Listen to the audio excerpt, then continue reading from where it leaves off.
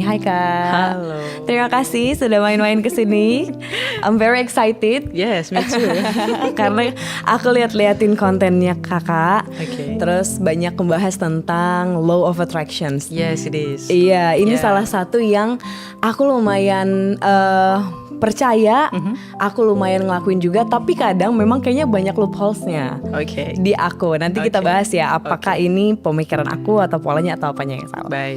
Nah tapi mungkin Kak, yang mau aku tanyain pertama, mungkin untuk orang yang belum tahu juga, sebenarnya si LOA atau Law of Attraction ini apa sih? Apakah dia memang kayak manifestasi atau dia praktik atau dia hukum atau apa? Baik. Sebenarnya ya kayak kenapa saya sangat-sangat memperkenalkan LOA. Ibaratnya seperti ini. Kerja keras itu nggak cukup. Oke. Ya, kerja keras itu nggak cukup. Sedangkan bahasa semesta itu bukan soal moral, bukan soal kebaikan, bukan soal tindakan siapa yang paling luar biasa, enggak. Tapi tentang apa yang ada di dalam diri seseorang. Di dalam diri seseorang itu ada energi. Energi itu berasal dari emosi yang aktif di dalam diri manusia. Dan ini akan mengeluarkan vibrasi dengan frekuensi yang disampaikan kepada otak kita. Iya. Oke? Oke. Otak kita akan memancarkan frekuensi ini. Dan bahasa semesta adalah frekuensi yang sama akan saling tarik menarik. Jadi percuma berusaha sampai setengah mati, berusaha sampai setengah mampus, kalau dia nggak yakin kalau dia akan sukses. Oke. Ya, dia selalu bilang aku sukses, tapi dia mikir kayaknya nggak mungkin lah.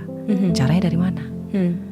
Terus tindakan yang dia lakukan apa? Ragu-ragu, malas, nunda-nunda. Itu terpengaruh oleh energi nih Kak.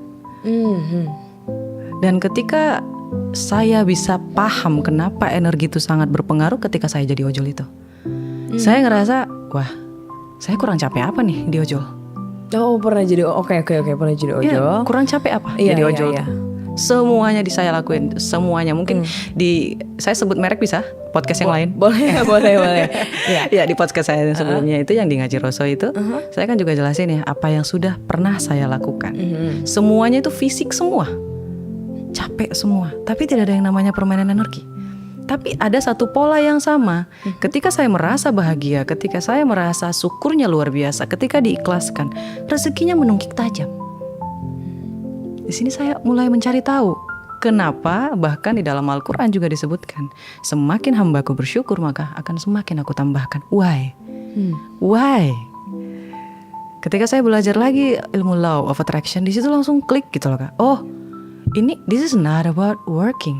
Itu bukan soal masalah kerja keras. Ini masalah who are you? What do you think? Oke. What in your mind and what you are believe?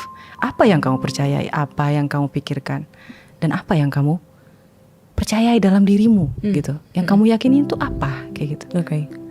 Singkat katanya boldnya nih who are you? Ini dari Napoleon Hill juga ada nih bukunya Kak. Dan teman-teman tolong bacanya versi bahasa Inggris ya. Oke. Tapi berarti Kak tadi kan dimension juga ada vibrasi, ada frekuensi. Ini mungkin sesuatu term yang baru juga nih. Kalau vibrasi sejauh yang aku tahu kan terlihat dari apa yang kita lakukan. Ini correct me if I'm wrong. Kalau frekuensi tadi itu gimana? Dan soalnya kan ternyata kalau mau sukses tadi ya dimension frekuensinya harus sama, harus saling tarik menarik gitu. Yes. Nah frekuensi itu apa sebenarnya? Sebenarnya kayak gini, vibrasi itu adalah sesuatu yang bisa kita lihat secara fisik, right? Bergetar, kayak gitu, bergetar. Ketika dia bergetar, dia mengeluarkan frekuensi, seperti itu. Jadi frekuensi ini kita tidak bisa lihat sebenarnya. Sama kayak sinyal elektromagnetik, apakah kita bisa lihat? Enggak. Teman-teman yang lihat video ini pakai sinyal elektromagnetik internet misalnya salah satunya, radio juga kayak gitu. Apakah kita percaya dengan mereka? Percaya, karena ada fisiknya. Kita ada loh fisiknya. Ini. Tapi kenapa kita nggak percaya? Terus kenapa disia-siain? Kenapa nggak digunain? Oke.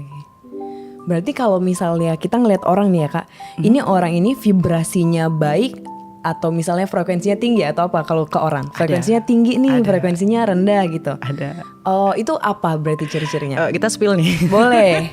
Ini vibrasinya baik nggak ini? Baik. Vibrasi itu kan lanjutan dari energi ya. Seseorang itu memiliki energi yang baik itu dilihat dari bagaimana dia bertutur kata. Oh, oke. Bagaimana dia berpikir. Bagaimana responnya. Dan apa yang dia lakukan.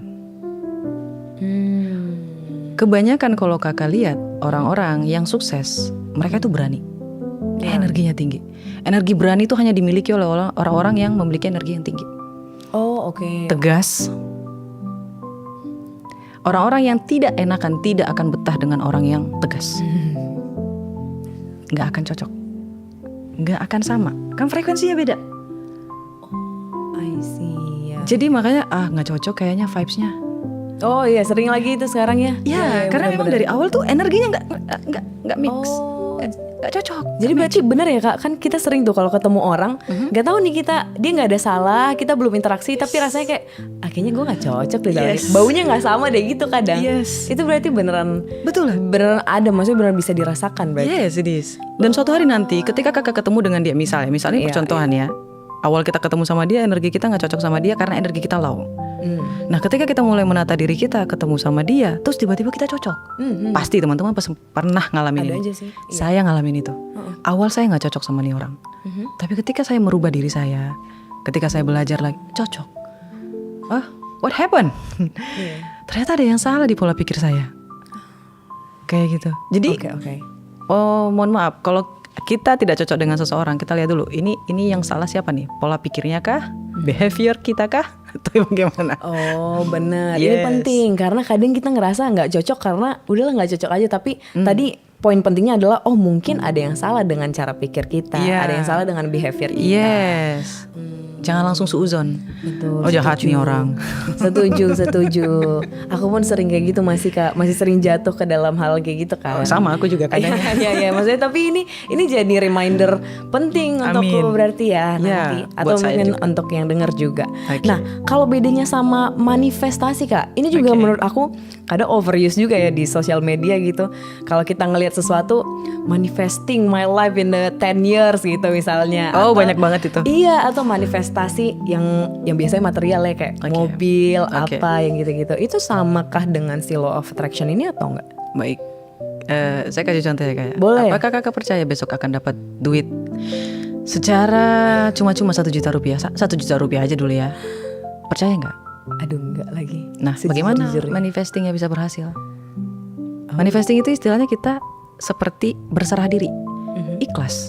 Kita tahu apa yang kita mau, kita ikhlasin dan kita yakin itu akan datang. Bodoh amat dari manapun.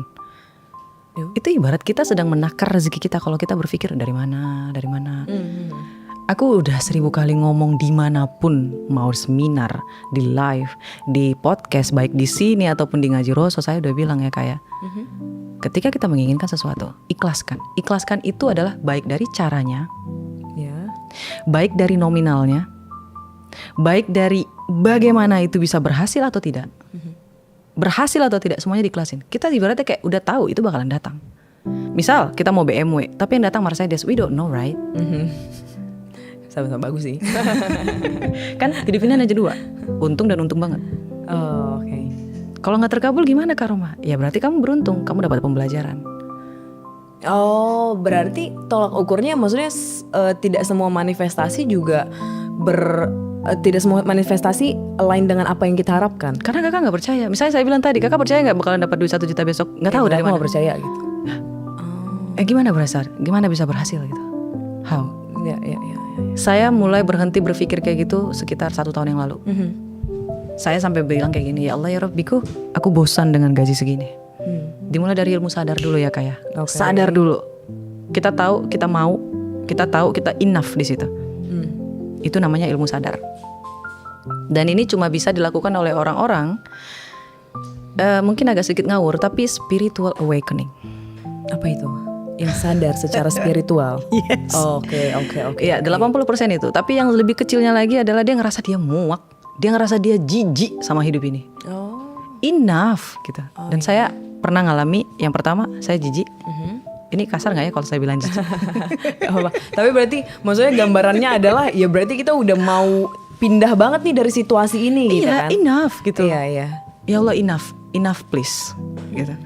Kayak waktu saya di Ocol gitu ya kayak, saya ngerasa ya Allah, saya udah belajar, saya enough di sini. Terus saya ucapin, ingat tadi ini saya satu lurus ya kayak, ini ada ilmu bagus nih coy. Apa itu? Tolong dicatat.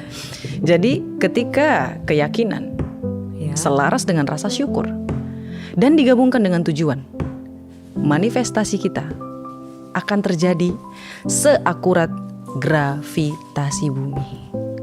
Pasti berarti terjadi. Ya, jadi di situ saya yakin, oh ya Allah ya Rabbiku, kayaknya enough deh aku belajar di sini. Aku merasa aku cukup belajar dari ojol ini untuk bagaimana manusia, bagaimana pertemanan antara atas dan bawah, pelayanan segala macam kayak gitu ya. Kayak saya ngerasa enough dan saya butuh lebih kayak gitu. Saya ingin belajar lagi dari yang lain lebih lagi. Saya sampai bilang ya Allah ya Rabbiku, aku pengen penghasilan segini. Enak kali ya Allah ya Tuhanku gitu. Bahagia pasti Exact kayak gitu. tuh nominalnya Kak. Betul. Iya. Harus. Harus nominalnya harus ada. Mungkin kemarin saya cerita tentang 7 juta ya. Itu banyak yang komen, ya elah baru 7 juta doang. Tapi masalahnya untuk orang yang tidak bekerja sama sekali dan kerja serabutan, 7 juta is a Itu big lumayan besar. enough. Iya, benar kok. Saya nggak punya latar apapun loh. Saya berbisnis. Tapi kebanyakan perusahaan tidak akan melihat apa yang saya lakukan di bisnis. Tapi kan kakak sebenarnya lulusan, maksudnya kuliah juga kan? Yes, it is.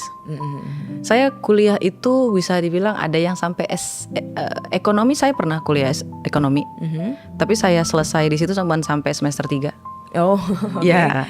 Kala itu saya sampai ngerjain banyak kerjaan saya di situ banyak banget. Tapi menyelesaikan degree-nya Di S1 sarjana seni. Oh, S1 sarjana seni.